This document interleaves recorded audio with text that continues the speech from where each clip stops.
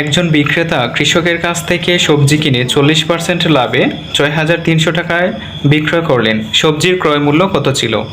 তো এটি হচ্ছে শতকরা অধ্যায়ের পৃষ্ঠা 104-এর পঞ্চম শ্রেণীর। তো এইটাকে আমরা কিভাবে সমাধান করতে পারি? এখানে বলছে যে 40% লাভে, প্রথমে আমরা লিখব 40% লাভে 100 টাকা ক্রয় মূল্যে বিক্রয় মূল্য। 100 টাকা ক্রয় মূল্যে বিক্রয় মূল্যটা কত আসে? যেহেতু লাভ হয়েছে তার মানে কি 100 টাকা দিয়ে একটা জিনিস কিনলে সে কিন্তু বেশি দিয়ে বিক্রি করবে, যেহেতু লাভ করেছে সে। ওই জন্য আমরা লিখব 100 টাকা ক্রয় মূল্যে 40% লাভে 100 টাকা ক্রয় মূল্যে বিক্রয় মূল্য হয় সমান কি লিখতে পারি? 100 যোগ 40 হবে, যেহেতু সে লাভ করছে তার মানে বেশি টাকায় বিক্রয় করছে, ওই জন্য 40 টাকা লাভ হয়েছে বা 40% লাভ হয়েছে। 140 টাকা, 100 এবং 40 যোগ করলে 140 টাকা। এখন আমরা অঙ্কটিকে সাজিয়ে নিতে পারি।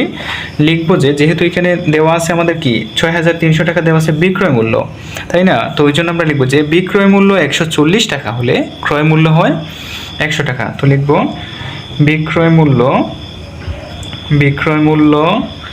140 টাকায় হলে এত টাকা হলে ক্রয় মূল্য, যেহেতু ক্রয় মূল্য চাইছে ওই জন্য ক্রয় মূল্যকে ডান দিকে রাখতে হবে। ক্রয় মূল্য কত টাকা? 100 টাকা। 140 টাকা তখনই বিক্রি করা যাবে যখন ক্রয় মূল্য হবে 100 টাকা, সরি এখানে হবে 100 এত টাকা। তো তারপর লিখব যে সুতরাং বিক্রয় মূল্য 1 টাকা হলে ক্রয় মূল্য কত আসে? 1 টাকা হলে ক্রয় মূল্য আরও কমবে, হবে 140/100 এত টাকা। আমরা এইভাবে ভগ্নাংশ করে সাজিয়ে দিব। তারপর বলছে প্রশ্নে যে 6,300 টাকায় বিক্রয় করছে, তাহলে এটির ক্রয় মূল্য কত হবে? তো ওই জন্য আমরা লিখব সুতরাং বিক্রয় মূল্য 6,300 টাকা হলে ক্রয় মূল্য সমান 1 টাকায় যত টাকা ক্রয় মূল্য, এই যে এখানে 140/100।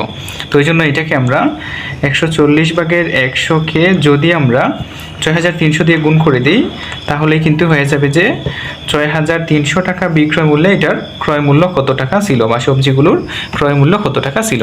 তো এখন আমরা কিভাবে করতে পারি?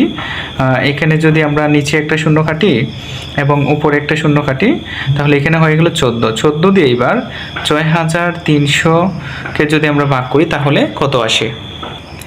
তো 14 দিয়ে আমরা যদি 6,300-কে ভাগ করি তাহলে আসে, এখানে আসবে আমাদের 450। আমি আলাদা করে নিয়েছি 450, তো ভাগটা আলাদা করলে হবে। তো এবার 450 এবং 10 যদি গুণ দিয়ে দিই তাহলে কিন্তু হয়ে যাবে যে আমাদের ক্রয় মূল্যটা কত আসে। তো এখানে 450-এর একটা শূন্য, এখানে একটা শূন্য, আমরা আগে দুইটা শূন্য বসিয়ে দিই।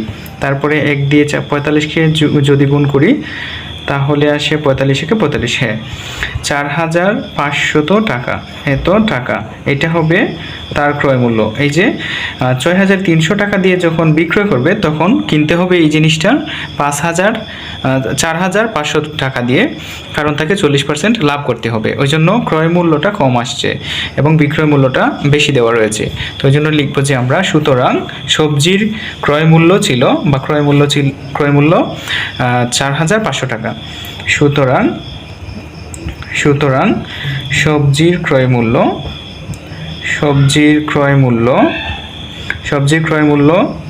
4,500 টাকা। এটাই হচ্ছে আমাদের 9 নং প্রশ্নটির সমাধান।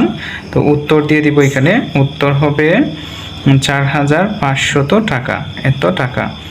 তো প্রিয় শিক্ষার্থীরা, এটি ছিল মূলত আমাদের 9 নং প্রশ্নটির সমাধান।